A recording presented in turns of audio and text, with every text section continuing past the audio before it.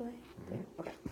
So, I wanted to start off with number one, apologizing. I know, like, schedule things that happened last week, like, definitely caused me to, like, neglect certain people, and I felt like you were one of them.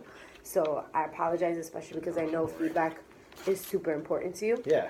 Not, So, I mean, honestly, stuff changes, and it's like first week, so I didn't take anything personally. well, thank you Yeah. for your. Of course. Yes. So, you definitely. I just want to do a quick recap. I know you expressed like you kind of really want directed feedback. Is that what you still kind of want? Yeah. Okay. Sure. So we'll kind of discuss a couple things, and then we can go ahead and you kind of let me know what else I need to add in. Okay. And then we can make a plan together. Does that sound like a good idea? Great. I think I have some more concretes after today. Okay, perfect. So you discussed that you wanted to make sure that your goal was that you were creating a nurturing community where students feel comfortable sharing themselves and their identities with the class. And your core values were family, equity, and empathy. So at the teacher level, I posed the indication that the teacher is sharing their authentic selves and providing opportunities for students to be themselves and share out. And then at the student level, that means that the students feel comfortable questioning each other, sharing whole group without being asked, and then building and or challenging each other's ideas. So whether like, oh, I'd like to build off what so-and-so said, or saying like, I disagree because this and that, they feel comfortable enough to do that. Okay. So in terms of those aspects, how do you feel you're doing in regards to that? Of like teacher level and student level? Yeah. I feel like I am being my authentic self. I've never had like a problem bringing my like, just like facilitating the way that I talk to people. So Okay. I feel like I'm doing that pretty well. And then even today there was a little bit more sharing out from voices that that haven't necessarily been doing so, and even some disagreement in groups that was constructive on a smaller level. So in small groups. Small groups, not necessarily in the full class. Okay. And then student level, I guess that answers that one. Like in the small groups, they were questioning each other. A little more than half, I think, are okay sharing out without being asked. The other half, I was kind of like Lindsay was talking about, like kind of some cold calling, some different ways of drawing kids out. Yeah, I think that's about where I'm at with those things. Okay, awesome. So she kind of debriefed me on your class today because there was a typo in the schedule, so my schedule was in a typo. Okay. So my coaching conversations got a little bit delayed. Okay. But she kind of debriefed me, but I want to debrief before kind of things that I've noticed when I've observed you.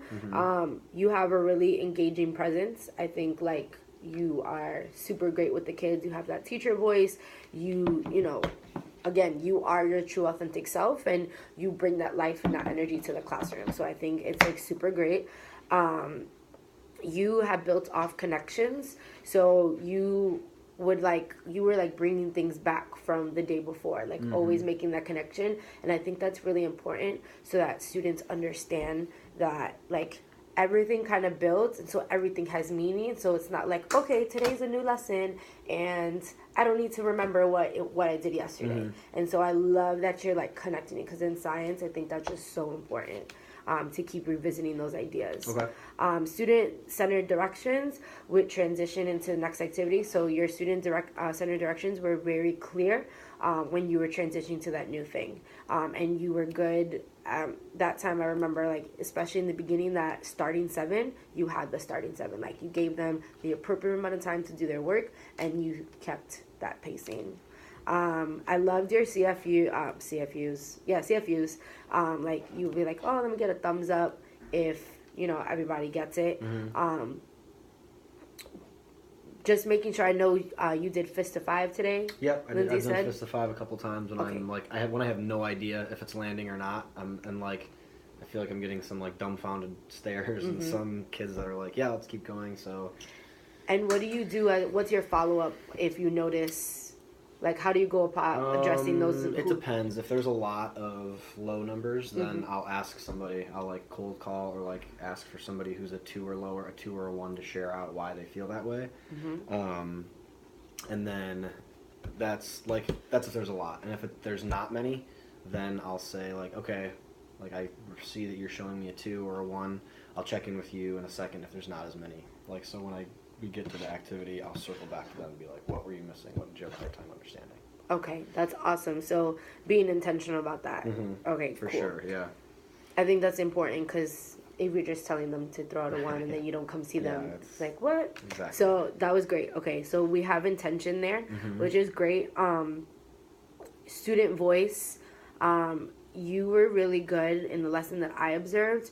You took their ideas and you wrote them on the board. And as simple of a like activity or thing that you do, I don't know, I feel like it just validates them more, and like they feel like, wow, like he's writing my stuff on the board. Like what I just said is like super meaningful. So I think that just like incorporating that student voice, something that you expressed you wanted to make sure you did, like writing things on the board for them, I think that was great. Okay. And you kept eliciting their student thinking, and your authentic praise was there. Like you were like, thank you for reading that. So you told them like exactly why you were thanking them, and I like that.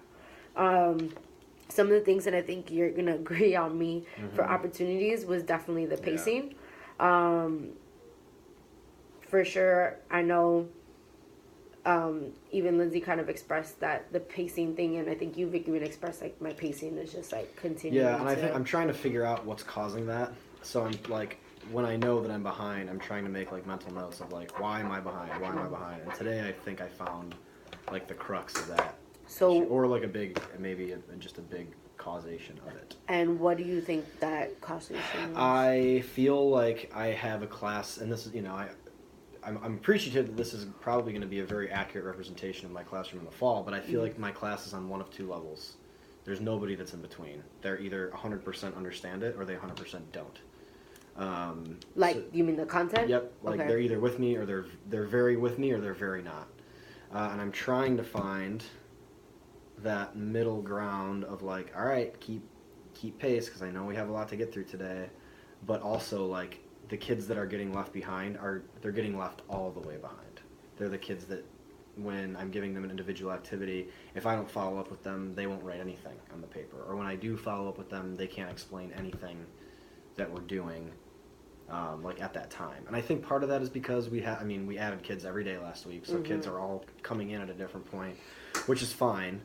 But that being said, like I'm trying to do my best to get to, like today, for instance, we got behind because the class started late because the first person went over, which is kind of common like for everybody. So I understand that like that's just something that we're all dealing with.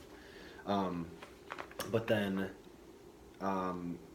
the bell ringer was like very simple, and it was just meant to be a review. It was just the independent variable, like all those things, and like nobody got it.